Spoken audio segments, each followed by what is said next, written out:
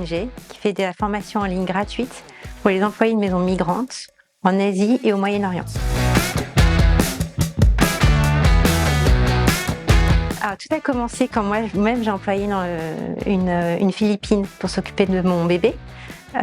Et ça m'a vraiment marqué, c'est qu'elle avait le même parcours que moi. Elle avait fait des études à l'université, elle avait exactement mon âge. Elle était aussi une famille nombreuse. Et donc en fait, la seule différence entre elle et moi, la raison pour laquelle j'étais son employeur, c'est qu'on n'avait pas eu les mêmes opportunités dans la vie. Cette femme était vraiment brillante et ce qui m'a marqué, c'est que malgré tout ça, elle était dans la même situation financière que des millions d'employés de maisons migrantes en Asie. Elle n'avait pas un sou, elle avait même des dettes, alors que ça faisait plus de 10 ans qu'elle travaillait à l'étranger. Elle envoyait tout son argent à sa famille et elle n'avait rien pu construire pour elle-même. Avant d'être en Asie, je gérais en France un centre de formation à distance. Et en fait, ça a été assez naturel. Je me suis dit, il y a des outils très simples de gestion financière, des cours qu'on pourrait leur donner qui vont transformer leur vie. Et voilà, je me suis dit, il faut essayer. Ma plus grande fierté, c'est que ce projet, je ne l'ai pas monté seule, je l'ai monté avec elle. On a maintenant formé plus de 10 000 employés de maison depuis qu'on a commencé il y a 8 ans.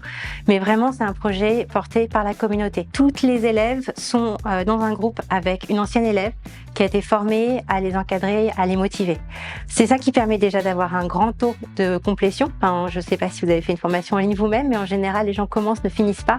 Le taux de complétion sur une plateforme comme Coursera, c'est moins de 5-10%. Nous, on a quasiment 50% de nos élèves qui finissent nos formations, alors que c'est des formations qui sont assez longues, sur 3 semaines, et qu'encore une fois, ces femmes ont très peu de temps. Elles travaillent en général vraiment toute la journée et ont au mieux un jour de congé par semaine. Donc, d'avoir un taux de complétion de 50%, c'est vraiment grâce au soutien des anciennes élèves. De plus, quand on parle de gestion financière, c'est bien beau de savoir faire un budget, mais en fait, ce qui est difficile, c'est de dire non aux demandes de sa famille, quand la famille demande de l'argent, c'est de résister aux tentations. Et donc ça, c'est vraiment le soutien de la communauté qui va permettre de transformer la connaissance en action, en changement d'habitude.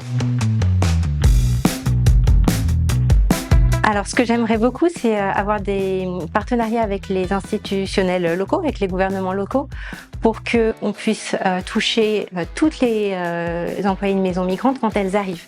C'est aussi le moment où elles sont le plus vulnérables et que donc du coup on puisse vraiment changer d'échelle avec déjà horizon dans les 2-3 prochaines années de passer de 1000 nouvelles élèves par an à 5000 élèves par an.